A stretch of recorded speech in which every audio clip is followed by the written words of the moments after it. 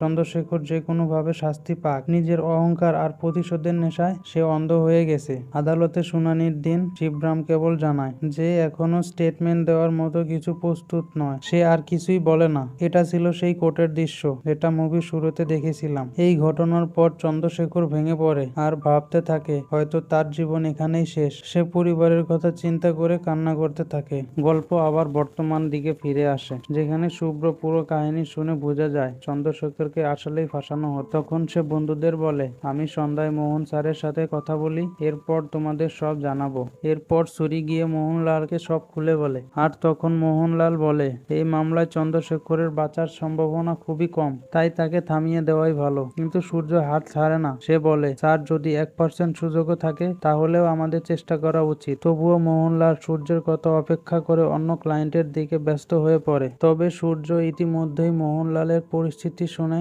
মানসিকভাবে প্রস্তুত হয়ে গিয়েছিল। সে নিজে এই মামলা লড়বে। সে এক বন্ধুর সাহায্যে একটি ভুয়া ডকুমেন্ট তৈরি করে যাতে তাকে শিক্ষানবিশ আইনজীবী হিসাবে দেখা যায়, আর মোহন রাওয়ের প্রতিনিধি সেজে আদালতে হাজির হয়। যদিও মোহন রাও এ ব্যাপারে কিছুই জানতো না। আদালতে হাজির হলে বিচারক জিজ্ঞাসা করে সে হঠাৎ করে এই মামলায় কেন যুক্ত হচ্ছে। তখন সূর্য সাহস করে জানায়, মাস্টারপতি ইচ্ছাকৃতভাবে চন্দ্রশেখরকে ফাঁসাচ্ছে। আমি এর সত্যিটা সামনে আনতে চাই। এরপর সে আদালতে মাস্টারপতির দেওয়া সকল প্রমাণ নতুন করে তদন্তের অনুমতি চায়। সে তদন্তে দেখা যায় প্রমাণগুলো দুর্বল, আর এতে নিশ্চিতভাবে চন্দ্রশেখরের দোষ প্রমাণ হয় না। তখন সূর্য আদালতের কাছে সত্য প্রকাশের জন্য কিছু গুরুত্বপূর্ণ আবেদন জানায়। আদালতে সূর্য সময় চাইলে বিচারক কিছুদিনের সময় দিয়ে দেয়। এতে সূর্য ভীষণ খুশি হয়, কারণ প্রথমবারের মতো সে বিশ্বাস করে সে সত্যি চন্দ্রশেখরকে বাঁচাতে পারবে। কিন্তু মাস্টারপতি এটা কিছুতেই মেনে নিতে পারে না। তাই সে পরিকল্পনা করে কিভাবে সূর্যকে কোণঠাসা করা যায়। পরবর্তী শুনানির দিনে